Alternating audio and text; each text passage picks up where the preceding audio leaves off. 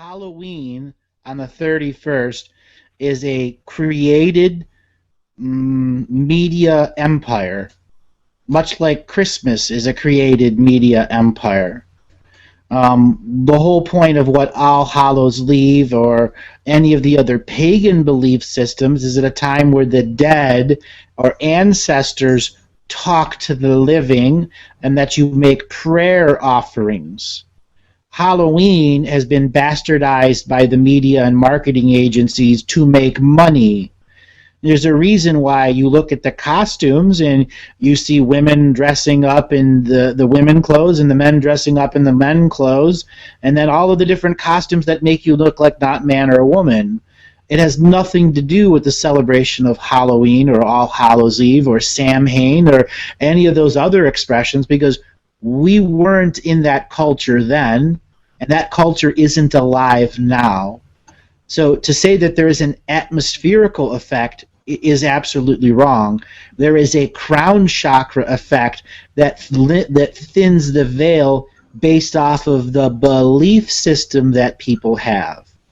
There are people that come in with a built-in belief system in their light body that can make All Hallows Eve or Halloween or Samhain a different energy day for them, in which that the sacred geometry system can use and abuse them for energy harvesting. Absolutely a commercial construct. It's about understanding the patterns of the seasons and the movements of the stars.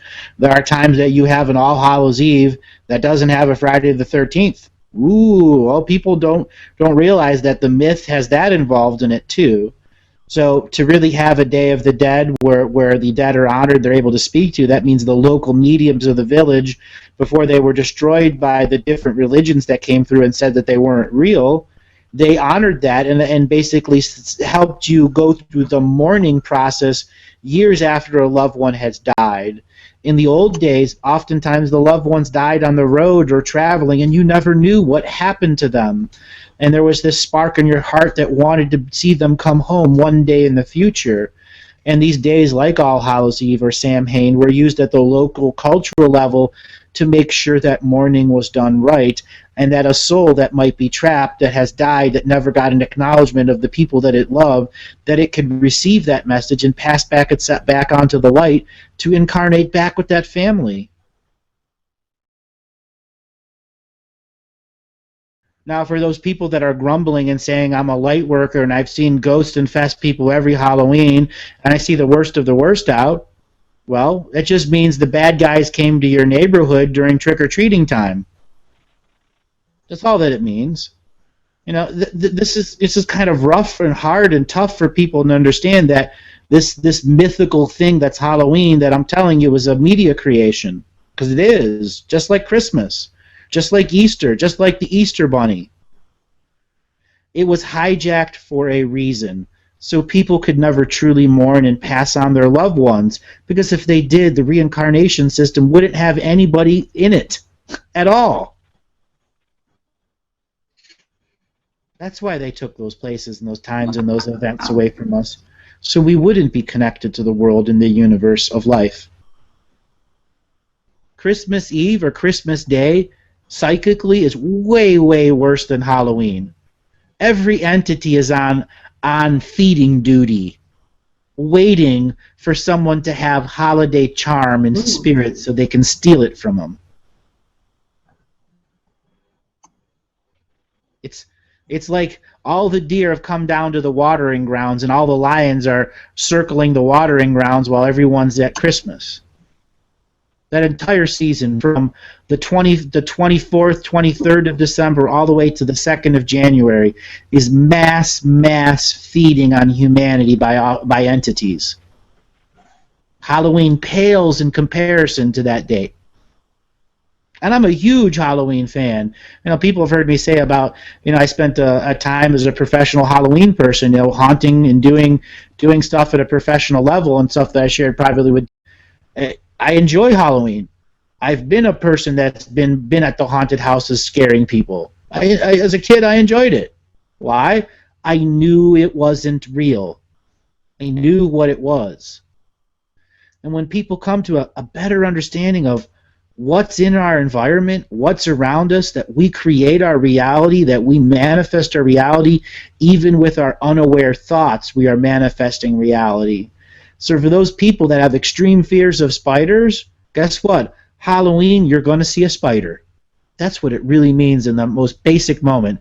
You're going to manifest a fear if you're not ready to say, no, this is my reality, and you do not have the right to affect my reality with your negative pollution.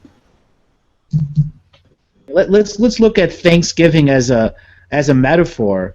We're celebrating the day that white man came to Turtle Island and began murdering all of the people, and that story of Thanksgiving where the Indians came and sat with the settlers is absolutely false. It never happened. Never anything like that happened.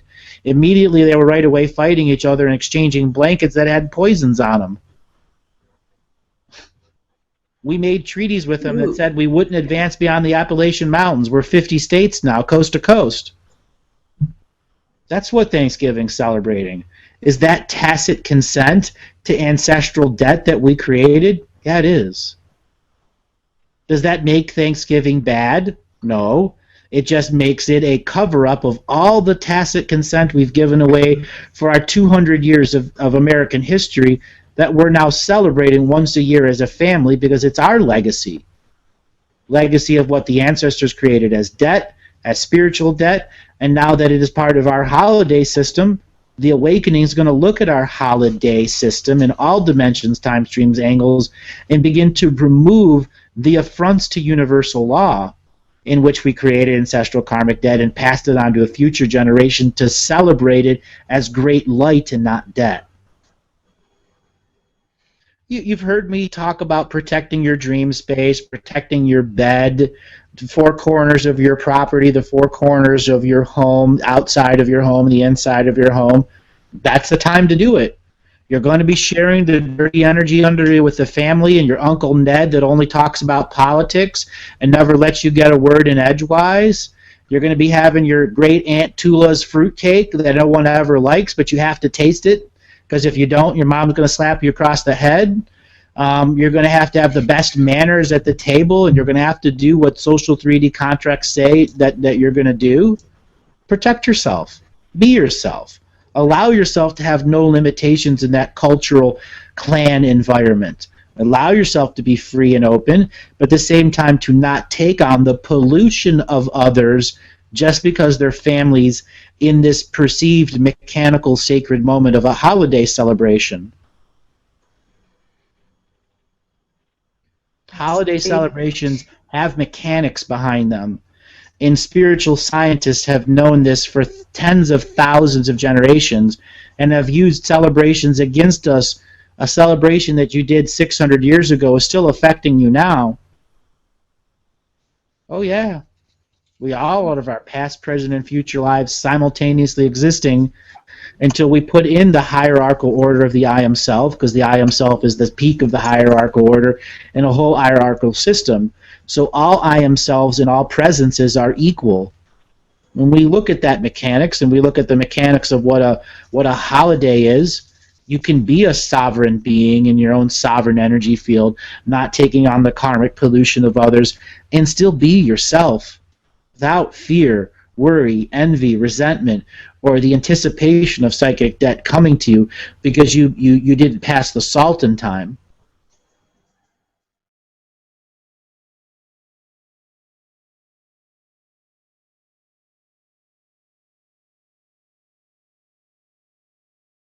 This is like, where are we on, like, the DEF CON level? Where are we on the slapstick level? Because like the slapstick. Oh, we are in the peak of slapstickness. You mean there's no more we can go? I thought it was only just starting. New levels of slapstickness, exactly. We're gonna clock the slapstick like level thing. But it's like him going at the media hating him. I think like it is interesting that the fake news is a talismanic sort of word set that is known out there now. Like you said, it's like people are using it. It's a concept now. It's birthed. It has been birthed. You can't unforget fake news. I was fascinated about what was going on in Brazil, and it's like it's pretty extreme down there with the level of corruption because everyone's just like getting a position of power and then they get busted for corruption, and it's like it's What is it like? Was it 478, 440 were like were actually on corruption charges? I don't know, mate. It's ridiculous. Something crazy like that, yeah. They're all trying to out corrupt, or not trying to out corrupt, but trying to get their opponents corrupted before they get corrupted. You know what I mean? It's like yes, but that's common in every government in every country. You're just seeing industrialized corruption in the Brazilian style there, because we have the same level of industrialized corruption here in the States. It's just, you remember that Eddie Murphy movie? He was like that crook, and he's like, oh, I'm going to Washington, you know, I'm going to go to Congress. Yes, I do remember that movie. What is it called? I'm going to have to watch it again because it's so funny, because he was like a criminal, he's a small town crook, and he's like, I'm in the wrong game, I need to be in politics, and he goes into politics and he's like, he runs a mart. I'm looking it up right now. I'm going to have to watch it. The Distinguished Gentleman, 1990. So funny, mate. But yeah, it's like, it's just crazy. It's very, very funny, and it's, the thing is, people, they don't think there's another choice. There's one or the other, you know. And who do you go for? It's like, they still go with the path. And it's interesting how people still get hooked into the hope, you know, these big words, sort of speeches, but they're full of crap, you know. Yep.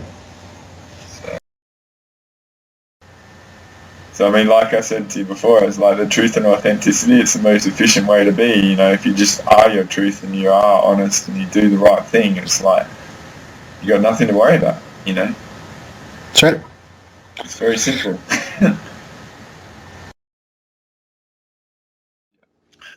How many people live and die each day determine who is born, and it's still a spiritual invasion. Yes. Yeah, so what you're sort of suggesting, and you've said this, is that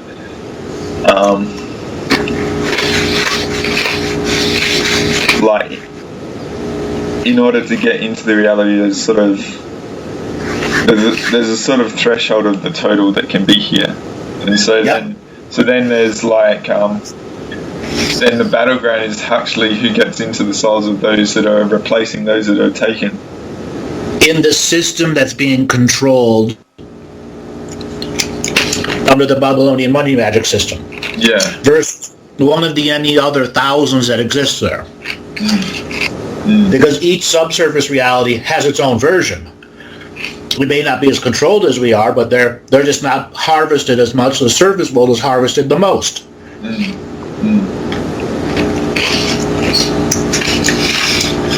So like the you know, there's actually a lot of interesting things like travel bans going over to those regions.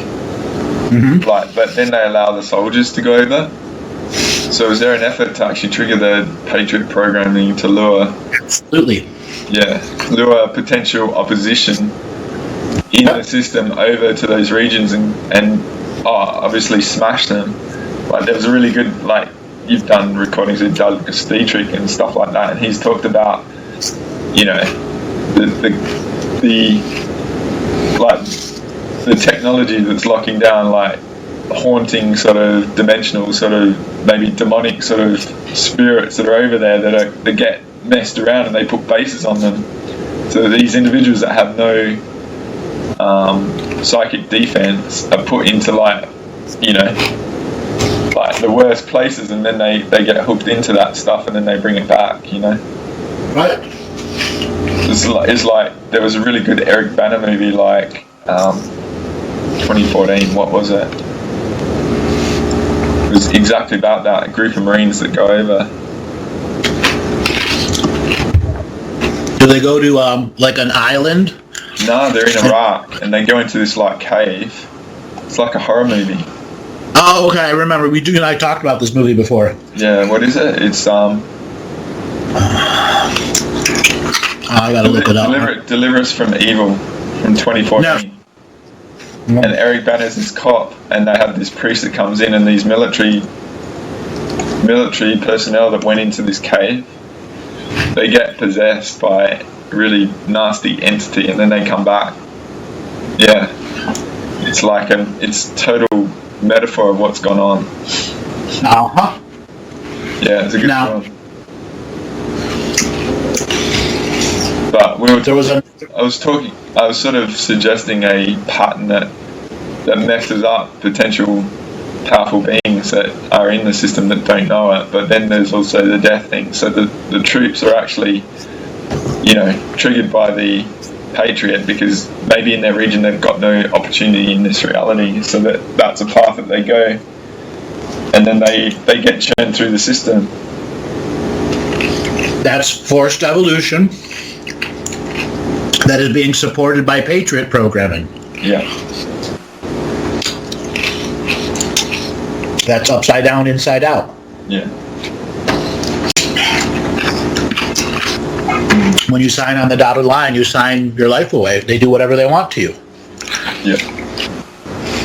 And that's full consent.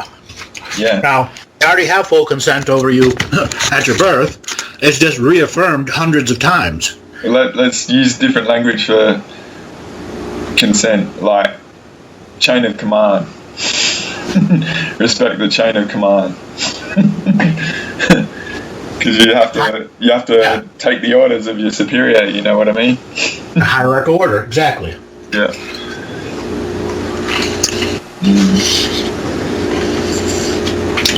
Now, not all hierarchical order is bad. What we have here is up hierarchical order. Yeah. But I mean, I'm still, like, saying from perspective of my language in this chat, there's also a potential purpose in that exploration still, Uh-huh. There's many layers, and I get it. It might be the thing that actually people go over there and see it, and then they get triggered, and then they, Or they've had tremendous amount of, let's just say, ancestral good or bad energy to an area. Yes. And because America has been taking in refugees for a very long time, it's very easy to abuse the spiritual beings of a spiritual contract of a being to get them to go back to their homeland and fight. Or worse, fight against their homeland. Yeah. Huh? Yeah. To do damage to those that were brothers the lifetime before. And thus creating karma. Uh-huh. Yeah. Their own karma that the system is going, hey, they fully knew they were going to war, which they did. Yeah. Yeah, which maintains the status quo, so to speak. Exactly. Interesting. Yeah, that's that unseen, and ancestral stuff in the West is very much not appreciated or at all, At all. But that's what they want. I know. An open energy for ghosts to do whatever the f*** they wanted to do. They want that energy here because they'd rather that, because that frequency is far easier to control than us. Yeah. Yeah, there's some powerful ass ghosts there that are rebellious against the system, but it's okay. They're still servicing the system. Yeah. Because they're still in it. Yeah. They get out of it. But the battleground is if you're in a skin suit. That's a critical realm to negate. If you're still procreatable, yes, that's where the big. There are certain ghosts that have learned how to pass on their light and seed it into things, and that can be considered life because there are other places life lives like that. What does life take? Its ability to pass on and something to receive it and not do it in terror and doing it in love. So the skin suit is obviously the most valuable. It's the Porsche, it's the the Lamborghini, and the other ones are valuable, but it's still the Volkswagen Bug. I mean, my perception is like ghosts and stuff. They've probably got more awareness of the unseen aspects that maybe someone that is in a skin suit doesn't have. But then they're non-linear based. Well, they're stuck between linear and non-linear, linear and non-linear. Yeah. So the perceptions there's an opportunity for perception, Yeah. but then there's the absence of the actual ability to contribute. Until they learn how to contribute. Yeah, like the movie Ghost, where that guy is pissed off and he knows how to kick cans and stuff. Yeah. and Patrick Swayze is just like fresh out of the body sort of thing. I'm trying to figure out what the hell do I do next. Yeah. The thing is, like, say veterans that come back from these theatres, you know, they like, there's probably going to be a lot of people that are healers or perceptive, and they might be. I actually ran into one at your event, a lady.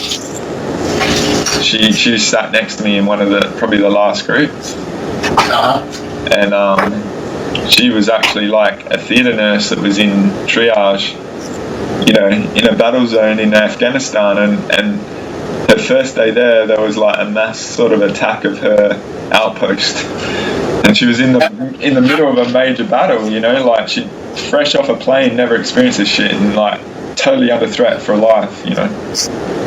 I remember who she is. She was really lovely, but she was smashed, you know. She was still dealing with that, but you know, she'd explored an aspect of life that probably most couldn't even contemplate, you know. So she was pretty cool. I haven't heard from her. I got her details and I emailed her, but I haven't heard from her. So, but I mean, like, say for your event, like with all us around, it actually gives sort of people like that an opportunity to sort of get past their issues just by being in the frequency of everyone. Because like your event, mate, it was like a sacred site. We're just like, I'm quite aware of that. Mate, it was so nice. But like, I actually tune into the womb chakra, and it's like, I actually do it a lot now, and I realise I do it. But it's just like, I don't actually want to. I mean, it's special and stuff, but it's just a place where you feel normal, you know, as normal as you're meant to be. It's like, it gives you the space to feel like what it is actually to be human. That's all it is, you know. when you have to go back into the dampened reality. Yeah, when you gotta go back into the old system. I mean, I wasn't as sensitive as I am now, but I really appreciate it now, because it's like I've taken some people and I've observed them, and it's like they've just rewired themselves essentially in a safe spot to do it. Yeah. So I mean, when you get back to regularly work with a sacred space that really has good energies in it, it's like driving your race car in the freeway and you know there's no cops for 1,000 miles. And you've got the avgas in the fuel tank. Yep, exactly. Yeah, and the road surface is really, really sweet. Right. That's what it's like when you really get to work with them. But my attitude is that's how it should feel all the time, you know. I agree. Absolutely. Why do we have to have these locations that are like an oasis of that, you know? Because that is what is not being harvested by the system. Yeah. And that is what's trying to give back to us so that we don't become fully victimized to the system. Yeah. But I'm sort of making a statement like, why do we tolerate the rest, you know? Why don't we make the whole place a sacred site by everything, you know? The whole place is a sacred site. We just don't realize it. The whole world's a sacred world. Yeah. You know, that's why I'm on control here. Yeah. But my attitude is that the whole place is a sacred site, and we deserve to have the experience of it being that, not what we have to endure, though it provides a lot of opportunity in it, you know. I call this reality finite, but there's so much variance of possibility of experience. It's still fascinating in that respect, you know. But just the potentials of actually having an experience in this finite reality is still quite staggering, and I do appreciate that.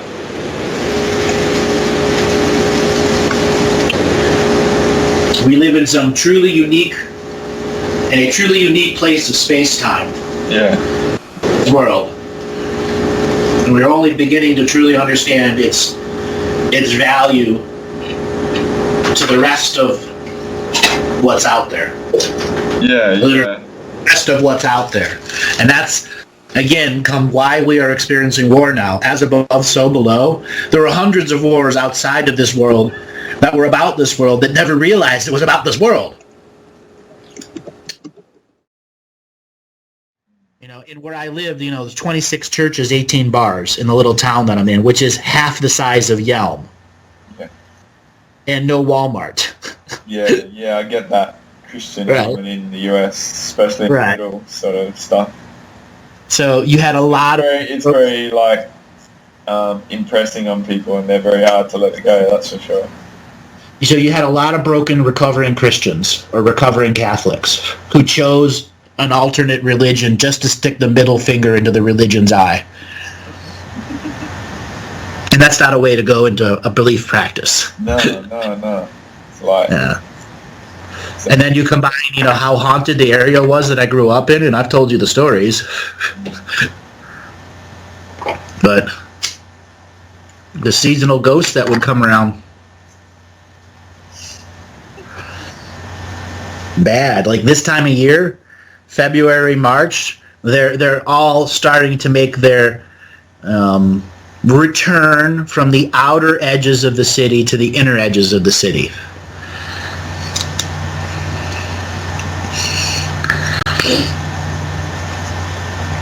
Yeah, it would be a crappy time to be in Ohio right now for ghosts. I would be limiting my time in the public. Hey, I'm starting to get a picture of a lot more people than what I realise are haunted. Is that something that's pretty common, or it's it depends on a few things? Let's just separate. There's two kinds of haunting. Ancestral, which only affects that being, and if it's going to jump onto another being, it's because there's some ancestral link, and that's an ancestral haunting. Yeah. A ghost can interact with ancestral hauntings, but the ancestral ghosts get pissed and usually fight it. So the ghosts stay separate from the ancestral ghosts. A ghost who becomes a few 100 years old or 80 years old and learns how to possess bodies, create energy, they're moving on to the hierarchical pecking order of predators. And then there are some ghosts who are wanting to be good but just don't want to pass on and won't harm another person but still have been able to figure out how to live off the energy of an environment and still give something back to it. Okay? Yeah. Even if they're a little forceful. Kind of like when you have your mom that's constantly nagging you, take the trash out, you take the trash out. There are good ghosts that are nagging in your head. Did you pray? Did you do this? Did you clean your room? Trying to do good the only way it knows how. Yeah. Yeah.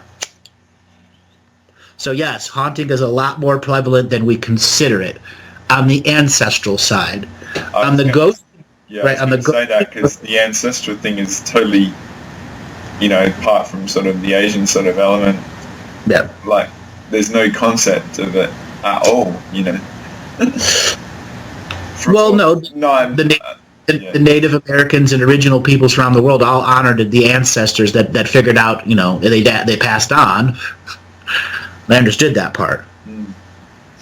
There's just no continuing teaching of it because the oral teachers and historians of the world have been removed and replaced by global media. Yeah. I mean, the whole karma thing was set up for it, so then the ancestral thing, yeah. Ghosties, how prevalent is that? In the big cities, very prevalent. But you have this, let's just say, loose knitting of good ghosts and loose knitting of bad ghosts who have a variety of good and bad puppets they can go to enforce territorial boundaries. Those borders for counties mean something to the esoteric practitioners. It's like territorial boundary. Yeah, it's a territorial energetic boundary, too. That's why they put benchmarks and stuff everywhere and all that other shit. It's not just to define the reality, because once you define the reality, it tells the ghosts what they can and can't do. Yeah, like the ancestral haunting, like, what are some of the symptoms that a person might have if they've got that going on? Because I can sort of sense it these days, there's some weird stuff that doesn't add up in the reality, maybe. So I think some of the more prominent symptoms is you wake up and you're in a debate or argument with somebody you've been in a debate and argument with during your physical life. Anything crossing over from the dream world that's bringing you charge or polarity is telling you there's an ancestral imbalance some way, shape, or form. So dreaming. Also, not dreaming at all means there's an ancestral issue too.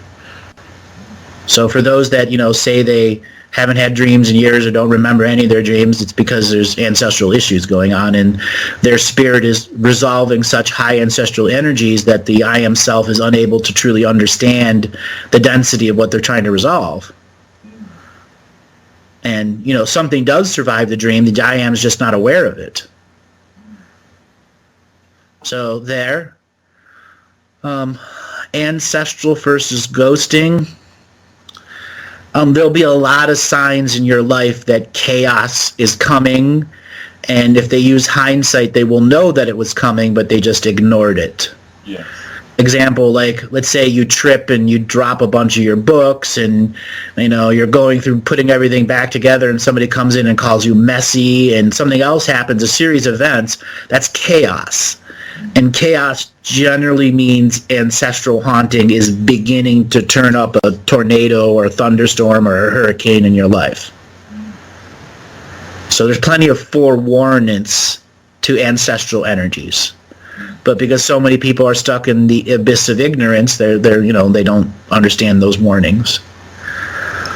They're more like they have lack or emotional issues, so they compound their emotional issues with stuff that might not be there.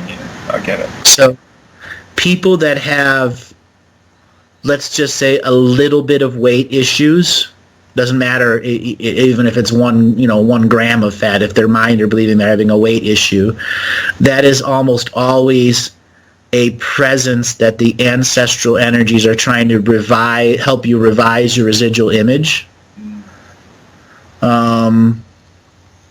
Weight, food, eating, all of that can be influenced by our ancestral energies. Body smells. That can be in a ghost too. I'm trying to think of just how to separate it without giving color definition. Tailbone issues.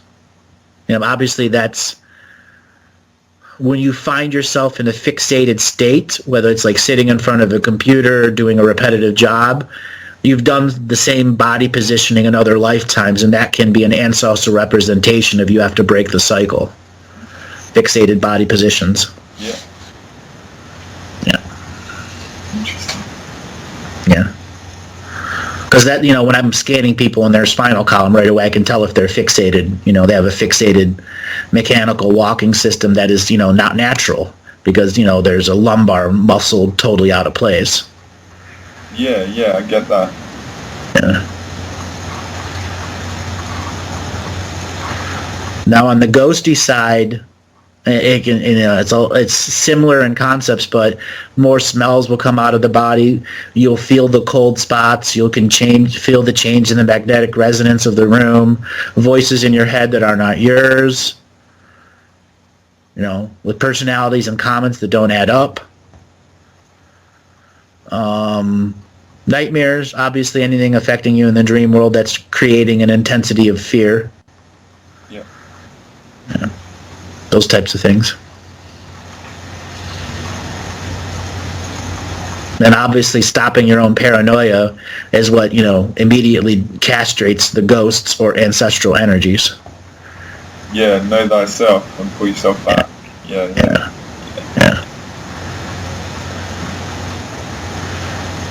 Because it can only do what you allow it to do. So once you allow paranoia, and you've given it the field. Yes.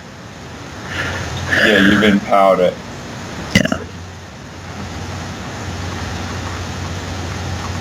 And then it's just infinite chess game in which you will never win, and there will never be a draw because the game goes on and on and on and on and on until you say, no, I don't want to play the game anymore. You said like from some of the big city wires, they're set up for haunting, and then they use those souls to mass incarnate in other areas. Yes. Reincarnate in other areas. Yeah. Redeploy them to sort of. Yeah. How do they manage to lock the ghosts in, like to say a large city, or to hold them in that reality? To be a lowering of the energies. A ghost has a date of birth and then a date of death. And upon the date of death, the soul or the shards or the animation process and the programs are supposed to go through a de-integration into the energetic reality. There are times that the programs in the I am and the soul in itself says, no, I'm not done. I'm not taking this time to leave. I'm going on as an incorporeal being. And when they make a choice to go on as an incorporeal being, a major part of the soul leaves and goes back to the astral world, but a shard is left here. And that shard can have a great affinity to the era that it lived in. And that is a slice of time. Now, there are esoteric practitioners who have been building sacred geometry systems for 5,000 years. And you can say each day is a slice of time in that year, and the day of death represents the slice of time in which a choice was made.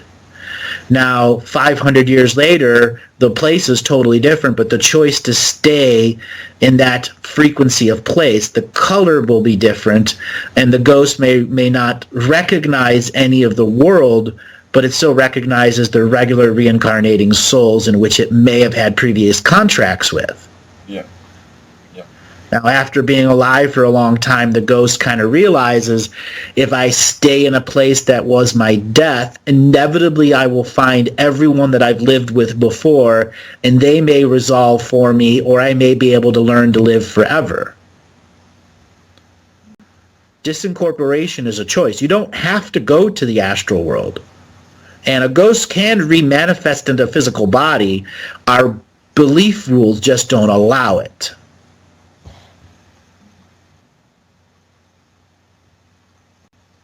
So yeah, I guess like that, caught in a slice of time of the shard, and then waiting for the soul group to come back. For another similar frequency of time in the future, yes. But then, like, the incarnates have their memory wiped, and probably they're not perceptive anyway as well. So there's unless they have a contract to meet that ghost and go through some form of remedy and resolve in the unseen world or seen world. Okay.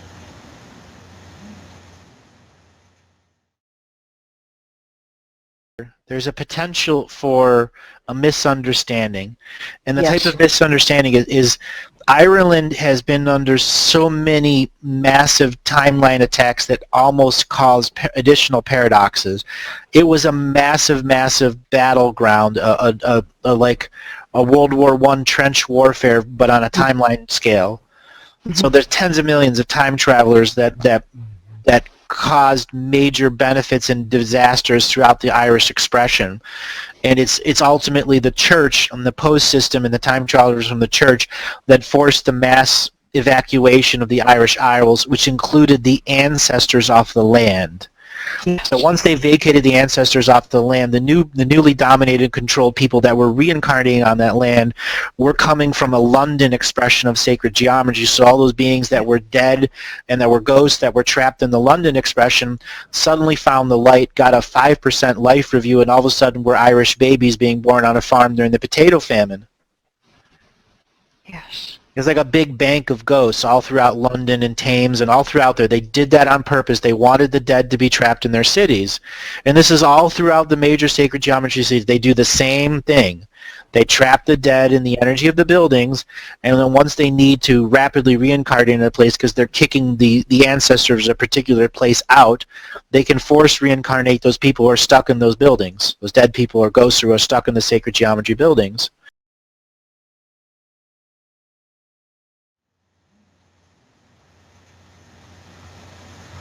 So then One of the that sort of like, but say if the individual doesn't have a contract and that shard that is a ghost is there for eternity, so to speak, waiting for recognition. I'll use that word. And then so is that like the question I sort of asked is how do they lock these sort of areas into being super haunted and stuff like that? And use the example of one. Yeah. So let's say New York City or France. Big towns have been battled and warred over, and esoteric rituals were done before the war, during the war, and after the war to trap those souls there in that slice of time. Yeah.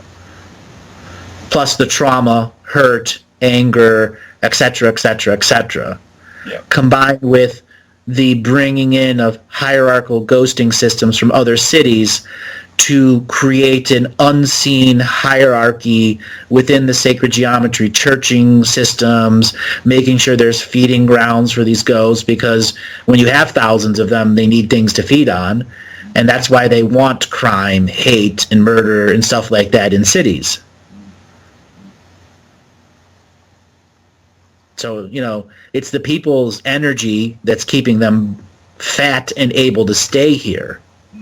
So it's the activities that occur in those. Which is why a globalist society wants a certain criminal rate, because even if they're a freaking, person that has 5 grams of cannabis on them in the 80s and they got a lifetime in jail because that did happen, that was done on purpose to create misery. Yes.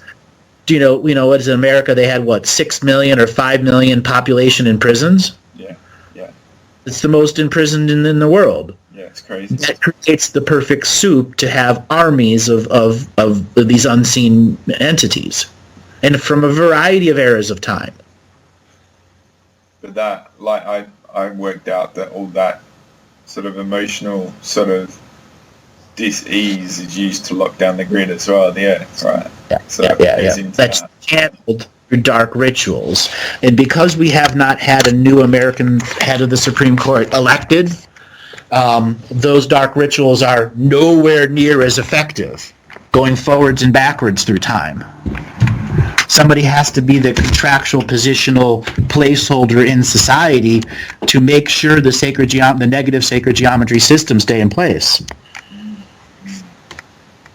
So the longer we go, without an American Supreme Court, elected publicly, that's good, because that means that many of the dark rituals they're doing are ineffective in the bigger process, and they have to resort to technological changes or propaganda-based changes until such a time they can get the right one in that'll do what they want.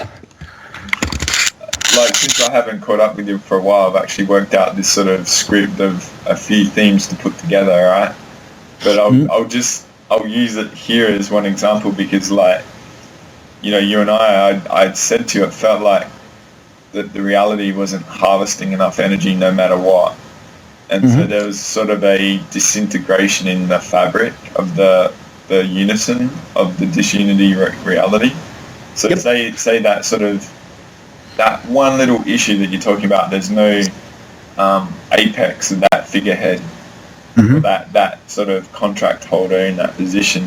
There's a void. I sort of see it as like a canary in the coal mine sort of thing, of the absence of enough energy to have those placeholders. You know what I mean? Is that sort of a good... Yes. So the whole reason forced evolution and the subsurface puppeteers have everything out in the open is because they want us to agree to it through tacit agreements. Yeah. And public figureheads like the Supreme Court, no matter what esoteric process is behind them, have the rest of the belief reality behind them. Those make them fundamental contract holders that hold the system of disunity together. And now when you have a void there, and then you have an unpredictable, let's just say, response to that void, because there hasn't been a breakage in Supreme Court like this since it began. Yeah. So this is an unpredictable point because each faction is trying to vie to have their head dark sorcerer put into that position. Yeah, I get that. I get there's like a lot of things about the court system is really like being made very obvious to me of late, and the effort to actually stimulate a lot of court action, like to like increase the rate of harvest through the court system has been pretty, like, for me it's obvious, like around the world and like in my local reality, and the TV shows like endlessly showing court dramas and stuff like that. And it's quite ironic that figurehead isn't there, It's like interesting. Well, that figurehead is supposed to be the fulcrum to all court systems worldwide, because the court is another arm of the military. So you have the three obelisks: the military, the government, and the religion. Yeah. America's the military, Queen of England's the government, and Rome's the religion. Yeah. So when you don't have the subversive military arm of the courts with a esoteric contract holder leader, that means the energy that is being sent between all the systems can have many issues of final placement, because the soul of that member of the court, when they dream, they're taking care of the unseen world's accounting on the negative side. Yep. That's why they're a contract holder, meaning their dream world is going to be involving that level of energy, since their birth and death, even after their death. Is it sort of a case that no one actually wants to take that role now because they know it on the unseen level? It's like, it's not a good time to be there. There are many that are in the elite class who have been creating lifetimes, 400 or 500 lifetimes ahead of time, so they can take that position to create their globalist agenda. Yes. Versus people who may plan to try to get in that lifetime, but they don't have the esoteric support to do it 5 or 6 lifetimes in a row, or even get in there one lifetime and make significant change because the level of corruption is so much. It's the appreciation of the unseen.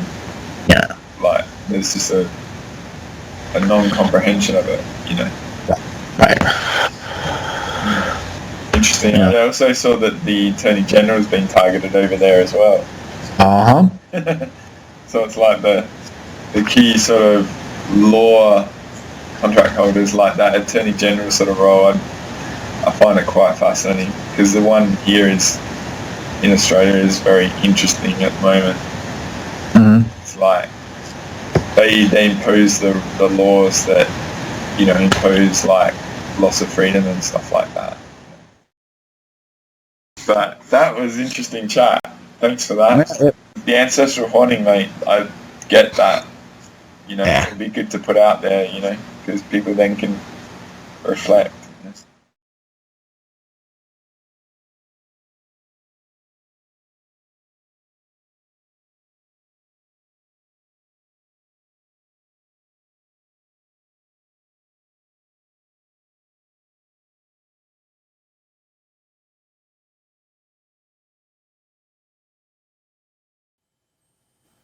When I come into a new environment, I'm a little different, but everyone has all of their potentials and their crown chakras, and I can instantly count it, as well as frictions between auras of people in their immediate space that is their base level of judgment of, do I trust this person or do I not? If they've not earned any trust, they stay at the outer edges of the aura until they come physically within your space a little bit too much, where the dirty energy underwear system kicks in. You start trading dirty energy underwear. And oftentimes people have these watchers that say, I only exchange dirty energy when you're this close to me. And as soon as you get that close, boom, it's all transferred. And the man and the woman is taken away from that dirty energy exchange. It's just a raw commercial exchange. It doesn't matter if you're man or woman. They've stripped the experience of that. What are some of the day-to-day situations where this dirty energy exchange is taking place? Like something we commonly do. Elevators. Let's look at the metaphor of an elevator. You have a 50-story office building that has 10,000 people that come to work there every day. And you have 10 elevators, or 5 elevators. We'll say 5 elevators. So that's roughly each elevator is going to move 10,000 people a day. Well, when you come to work and you get to that parking lot, that is the first layer of dirty energy underwear you're sharing with that parking lot and everyone that uses that parking lot. So every parking lot has had something good and something bad happen each individual spaces. There are people that like their favorite spot, or they get that spot with the shade because people are sharing their positive experiences there. But the one next to the shade that doesn't get any shade is all negative experience because they didn't get the shade. Okay? So then we're walking, we get in, we go through the front door. That's the next layer. I'm in the man's office. I am in slave mode. And then you get into the elevator, where this dense up and down energy of everybody thinking in 2 minutes I'm going to be walking into my office and I have to wave at the secretary. And then I have to begin acknowledging people and sit down and going into my work and suppressing who I am. That is where you share the I am's densest equations. That's where those nightmares and intercreated demons jump from one person to the person next to them. So that person that's going into their office that's giving away their negative energy to the woman next to them to give her a bad day so you don't have a bad day. But that's done in unawareness because they aren't aware of how this system was built to literally create those equations of a man giving away their dense energy to a woman in an office or in an elevator or an escalator, doesn't matter where it is, and there not be any understanding of the woman where it came from. Yes, that's why that cleanliness and spiritual cleanliness and the ceremony and the sage and the salt and the silver is so important. Right. That's the tool you got to walk with through life all the time. Because how do you get around these situations? There's just no way. You're on a bus, you're on a plane, you're in an elevator. It's just no way around it. In my own personal top 5 haunted places I've ever been to is this elevator in Colorado. I don't want to say where it is. It is an elevator. Okay. It is the most haunted 3 stories ever. But there's no other hauntings anywhere else in the building, only in the elevator. Why is that? What are they doing there? It was a motel, hotel, no-tell in the 20s. It was a brothel. It was everything. And the place has been spiritually cleaned out by dozens of others before I came there. And they didn't understand what was the source, and the source was the elevator because that's where everyone shared all of their dirty energy underwear to go and get whatever it is they were going to get out of that building. Yeah, it's a very, very powerful place, and I feel it's something that I know will teach me so much more. So I'll be going back there. It's one of my places where I've anchored. Very cool.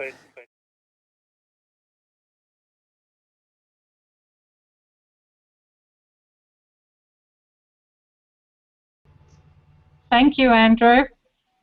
And where are you calling from? From Australia. What part of Australia? It's on the east coast. It's about from the border from New South Wales and Victoria. Okay, so you're out there in Australia. How did you find out about the show? I think it was through Veronica Keane. Through Veronica? So you've heard me do readings? I heard an interview with you. Mm-hmm. So you've heard me do readings. You know how this works? Absolutely. All right. You have the Akashic record of this world and 20,000 other worlds open to you. So what kind of questions do you have? Well, the first one was about, because I'm actually a quantum body mechanic, and why have I come through to do this? Well, you've come through to do it because you are really, really good at psychic surgery, specifically dealing with spleen issues. The human spleen is a completely misunderstood organ. It has much more spiritual side effects. And your soul began, its mastership in developing psychic surgery specifically related to the spleen millions of years ago as part of the first and second timeline genocide, when certain beings were attacked certain ways, and which was to eliminate them from the time stream, to making sure that they could never properly formulate the right organs.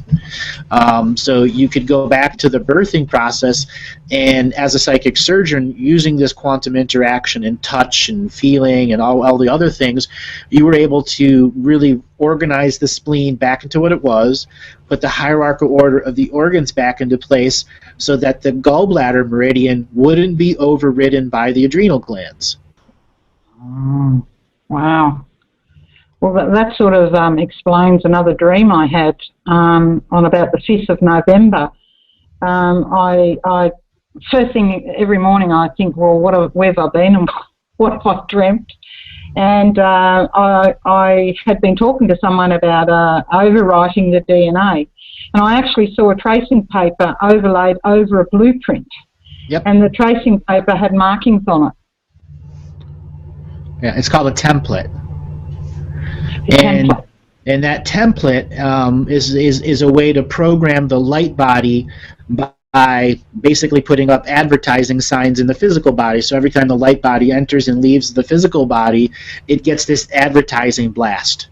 And then eventually the light body picks up the program subconsciously or consciously. And yes, the light body does have a subconscious side. It's how it relates to our shadow side, and our conscious part of our light body is what deals with the I am presence. So there is this quad circular expression going on between light body and physical body, and the spleen and the gallbladder are absolutely vital to making sure that those four separate expressions are in alignment when the heart, which is the soul spark, wants to express at the quanta or quantum level to manifest in reality.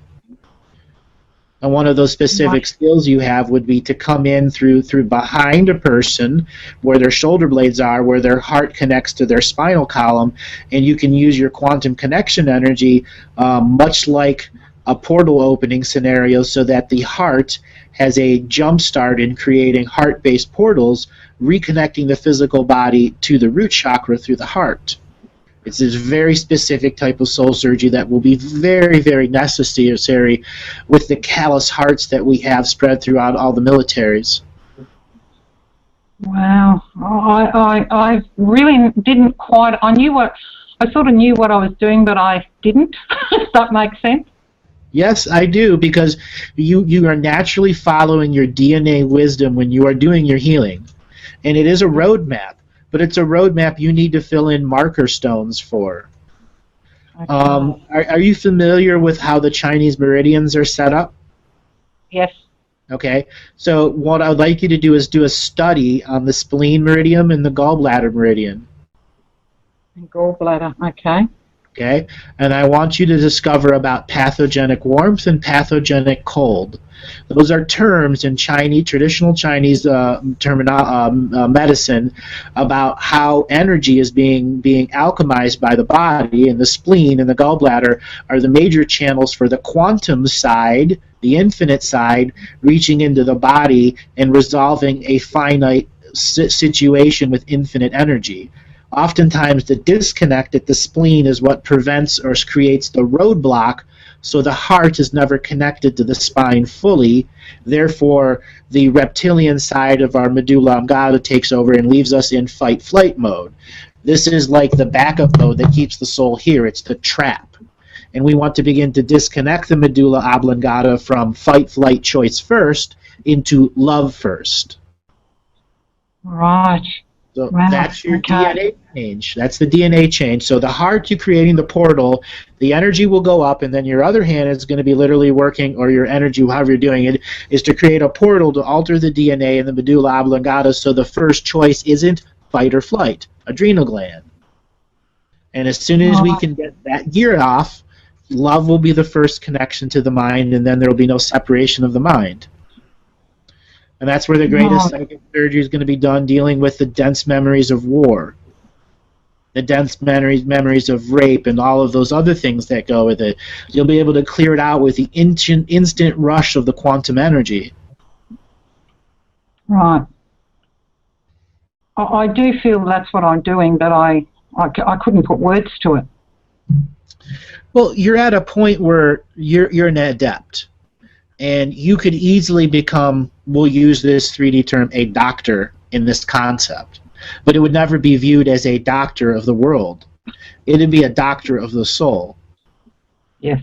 And it's time for you to develop a way to create an English expression. Like when people hear me talk, there's a layer of truth and there's phraseologies that come. When you work with people, as soon as you're done, just like a doctor, take your notes. And within those notes is the infinite quantum connection to each healing that you've done. When I began doing this for my readings, I would take notes afterwards, and for my healing sessions, I'd take notes afterwards. It's when I would go back every twice a year, 3 times a year, and look at all of my notes and see how I've grown as a healer. Because there were times that this technique was very common amongst the people that came in, then a new group of people came in, and there was another way of treating this other group of people, and then I'd keep those two separate, or sometimes I'd mix the two techniques together and some come up with something even greater. You're at this point where you should be trying to work on 2 patients a day every other day. Why 2 in a day? Because it's going to force you to see your habits, good and bad. Yep. Well, I've been doing 4. 4 a day? 4 every second day. I can't do it every day. Okay. Well, is there a way for you to do it, to split it up? I'm sure there is, if I think about it. Well, the reason why is I'd like for you to do some kind of morning ceremony over a period of 4 days. So if you can do one treatment a day for 4 days, and try to do this ceremony. It doesn't have to be right at sunset. It's whenever you wake up.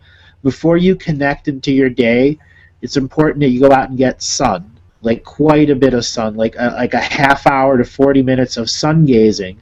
But instead of using your eyes looking at the sun, I want you to close your eyes, and I want you to let the sun directly hit where your third eye would be, and allow your 2 natural eyes to gaze into your third eye.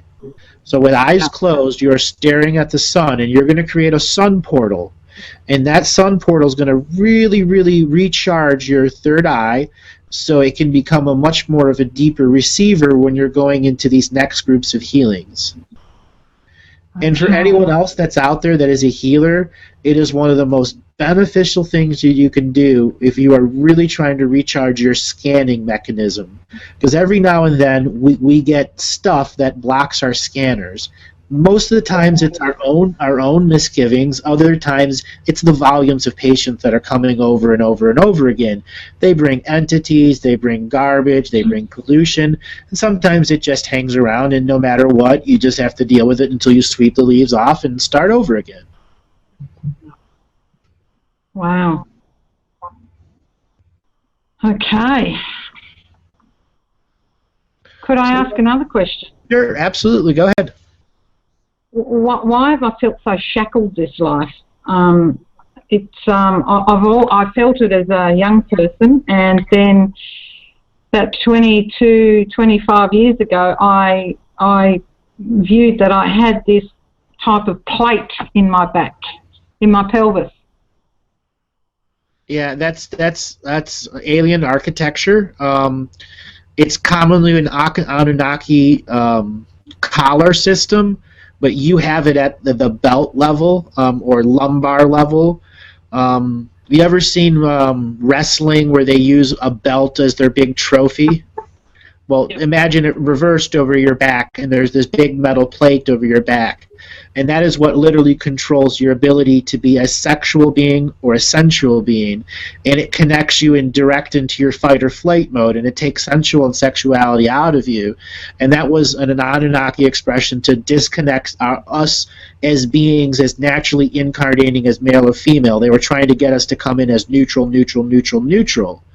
And this type of technology was a physical technology that was put over people, and when they die, they were able to trap the soul with false light technology and bring it right back into the DNA lineage, and then take that belt that you were wearing and then put it where the new baby is, and they grow right back into it over and over again. Oh, okay. I'm assuming that's being released. Well, it's one of those things that there was a conscious impression for it. So you ever had a past life regression or seeing those where people have deep somatic crying responses? Without that, it probably isn't going to really go away. And it's because it is an emotional impression at the light body level. So when the soul has a I am presence that bears witness to the soul pain and has soul tears, that is when that final soul program is letting go. But that's what your quantum energy healing comes in, and it creates the direct portal over that spot that's the lumbar muscles, and allows the soul to come in and cry tears inside their body. So you're acting as the soul tear medium with that quantum energy. It's about understanding where to connect it. It is literally between the sacrum and the root chakra is false light technology, which is impairing the light body from being able to create a proper sacrum and a proper root chakra that are not connected to fight or flight first, but to love first. Right. Oh, it's a lot to take in today. Well, I've got a really good example of a person that's been out there doing good work, and the amount that's coming in here is it's actually really fun for me to be able to connect to you like this.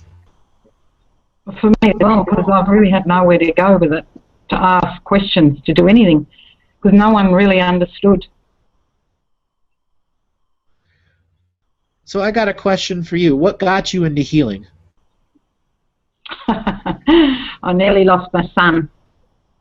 And I was going through a divorce. Yeah. And he was in a coma, and they thought he would die, and then he was told he may never walk again when he came out of the coma, and I thought, no, can't happen. So that's what turned it. That's what turned it? Mm-hmm. What kind of experiences have you had healing people? Well, I know I release a lot, and it's like I'm almost like a vortex. It goes through me and then out from me. So you just see people get their lives back. Exactly. And when you see people get their lives back, it's not a skill you can really deny yourself anymore, and you want to incorporate that into your social life. How do you mean? Well, we want to make it a part of us, that we constantly want to show who we are, because there is a way to get lives back. And there are many people that have had their own lives stolen simply because they don't speak some layers of truth. Yep. Okay. So for you and your particular skill set and talents, what is it that you want to tell the world that you really haven't been able to, maybe because of the societal environment you're in or the types of friends that you have? Well, basically, how the body works and what's been done. Right. Because there is a sequence to the body.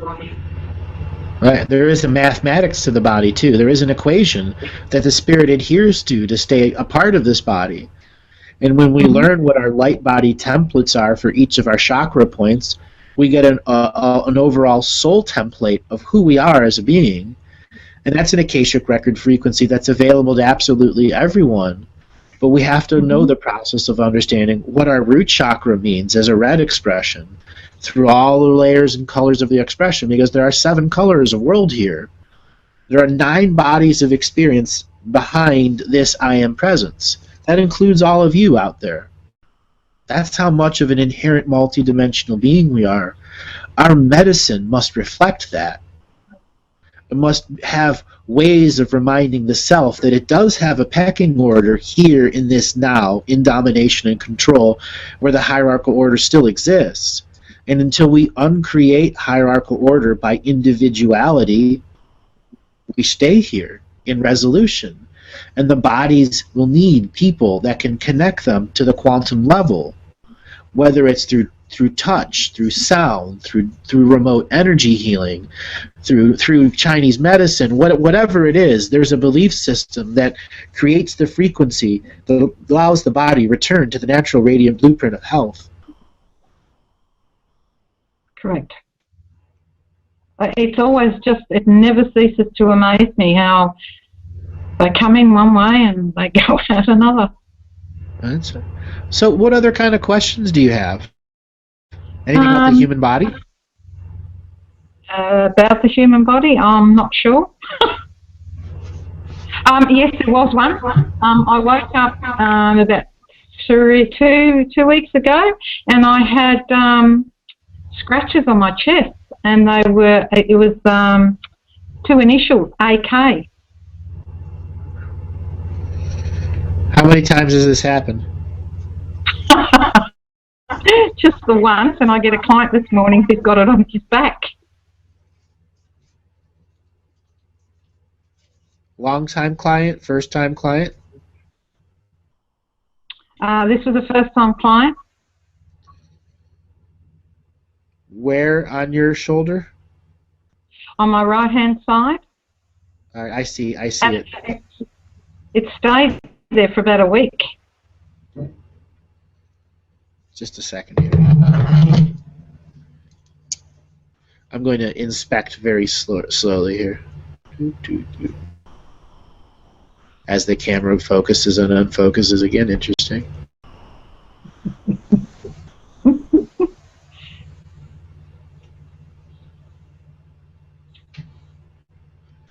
What do you remember about this person? There was a message for him on his back. It was about someone else. It took me a little while to understand because he had a tattoo, but it was actually under the tattoo. And I thought he must have had a tattoo that went wrong, and he had another tattoo put on top. And it was a message. Yeah. What was the message? The message was from someone deceased that was concerned about his autistic son.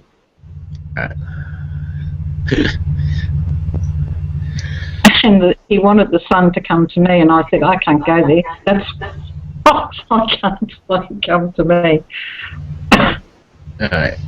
This is a school entity, an entity that comes from schools. Do you have like a public school that's within 20, 30 kilometers of you? Yes. Is it a really big one? Yes. Okay. This entity has come here to take on your energy and to bring it into a meat grinder. These body marking entities almost always are related with school. 95% of the time. As soon as I started going through it, you mentioned the autistic kid. That autistic kid is being psychically abused by this school, and he's negatively reaching out to get someone to bring help to him. That also means he's working with the entity, which is even worse, which means he's probably already really, really possessed. And this is something that's in 2 degrees of separation of you. So this is really a pretty powerful puppeting entity. It probably really just wants to feed off of you, but it could have other plans and goals, but I've disconnected it here from you. It didn't leave anything other than the mark on your body, and somehow your body chose to accept the mark. So you have to know that.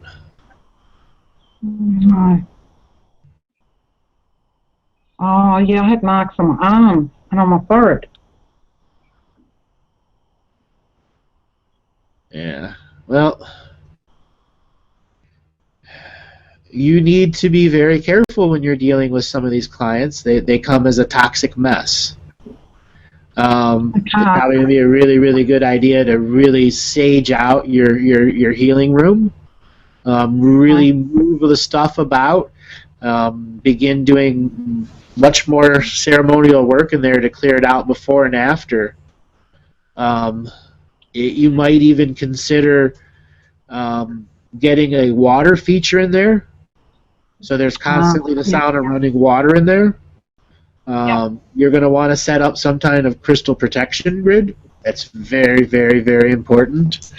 I don't do shows without my tools available. And one is so heavy I can barely pick it up. This one, which I've shown before. All right? Yeah. You need to create your own. And it's time that you took that serious, because you got lucky here that this entity didn't really sink its claws into you. It's more like the autistic kid's really possessed and has some skill at a medium level. The vast majority of autistic kids are super ass psychic, and they are very manipulative at the blue body level. Some for good and some for confused because they don't really know what they're doing at all. And others become very adept at manipulating people to get what they want. I know a particular autistic child in Los Angeles that can get anybody it wants to come and meet it within minutes. Just done. You can watch it happen. Okay? That's how powerful and connected these kids are. It's about their environment they're growing up in. Now, what other kind of questions do you have? I'm not sure at the moment. I have a look at the book.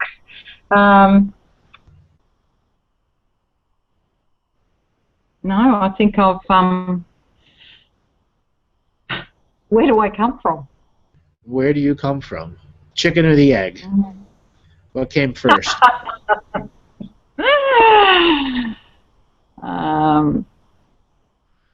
Your Arcturian was your last life... Well, hold on. Flies. You have an Arcturian side, which was your last life before you entered the Galactic Ascension machine in the second timeline paradox. So that's how you arrived to get here to the now.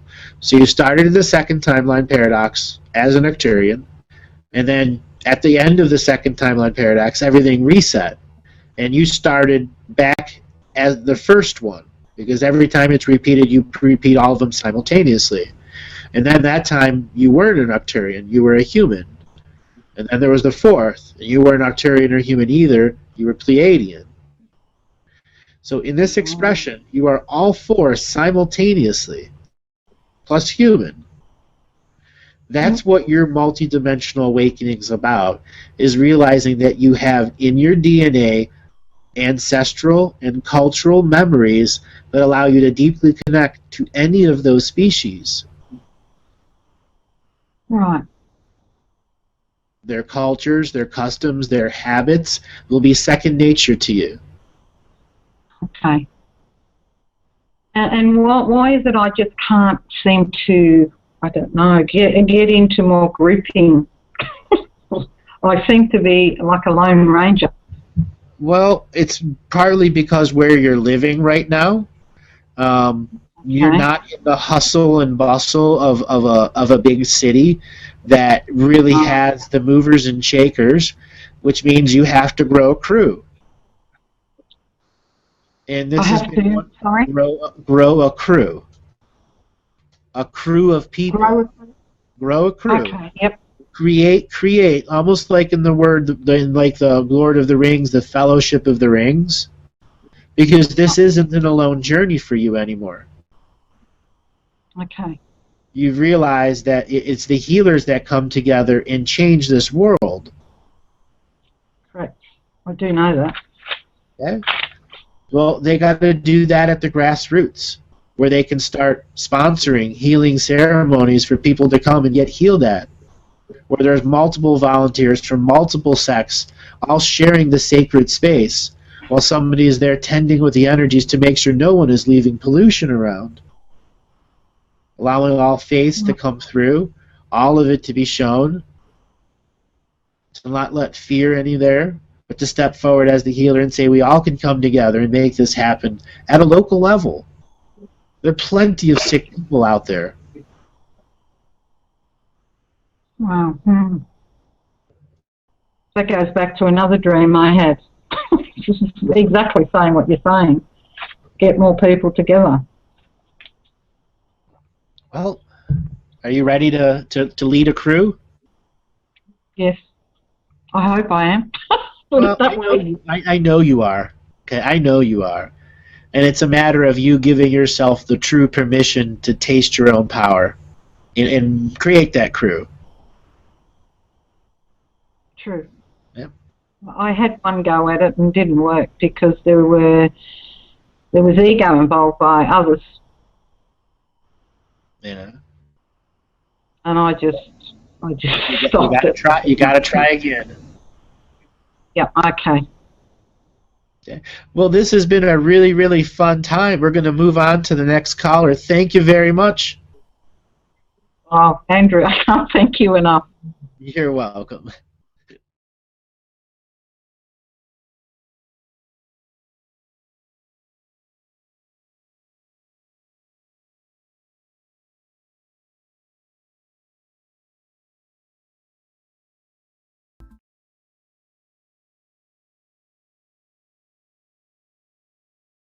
Where can we find info regarding the original Earth grid compared with the false sacred geometry grids for either local cities or the entire global system? You speak of dirty energy underwear being shared at sacred sites. So how shall we move forward dismantling these sacred geometry systems actively? Very, very good question. I want you to think of an object that omnidirectionally creates a field. That's like a router. So as long as you're within a few hundred feet or 100 yards or so of that router, you can get connection. Okay, connection is that dirty energy underwear. So if you have hundreds of objects spread throughout the cities that are irradiating energy, that means in that field you are sharing dirty energy under as the fundamental rules. When you identify where these sacred geometry items are, you realize that there's their layer and then there's the true layer. And you have to go through that AM radio dial to figure out what the true layer is. And once you do, you begin denying access to all of those other energy layers. You go to those places, sacred places, that dirty energy underwear has been shared, and you declare your sovereignty in it, that you do not share those surface reality rules, that you are accessing the fundamental rules of that sacred place. And sharing sacred space in that sacred place that isn't sharing dirty energy underwear. And that is the process in which we confront these sacred geometry systems and take them down individually. The next is we can look at this world and know that our signature frequency can change something. There are rituals that you can do on a simple piece of paper with the simple images of your own drawing, and then you put it inside the system of domination control and mail it to somewhere. And the second you put your energy into that system, you can change something very beneficial. You can send letters to sacred places. You could have people deliver rocks to different places and bury them. And once your signature frequency is there, it is your choice as a multidimensional being to have those objects emanate your energy field, to open a sacred space there so that there can be something as an alternate to the alternate system. The next is, how do we find the natural order of Earth? I think one of the most greatest examples is to look at the Great Barrier Reef of Australia. All life is there. You know, the Gulf of Mexico, all life is there. That is where the natural sacred geometry is, where life naturally flows. Look at where the fish migrate to each year, the salmon. They go from the ocean and into the land. That is where your natural sacred geometry systems are. And that is where we should be having our homes, in those places. We're lured into cities that have a sacred geometry, a natural life order underneath them, with massive prayer objects that have been put on top, that have multiple other layers of belief system all around it, omnidirectionally creating this dirty energy underwear field that has everything all mixed into a big soup that's connected to other cities through airports, trains, railroads, cars, lighting, power, and so on and so forth. And that is what we are disconnecting from. What the system gives us to conform with instantly when we want to go out in its version of reality, when in fact we can create a bubble of reality around ourselves and move through this entire world as a photonic light being and never intersect anything else as an energy being. It is our inherent right.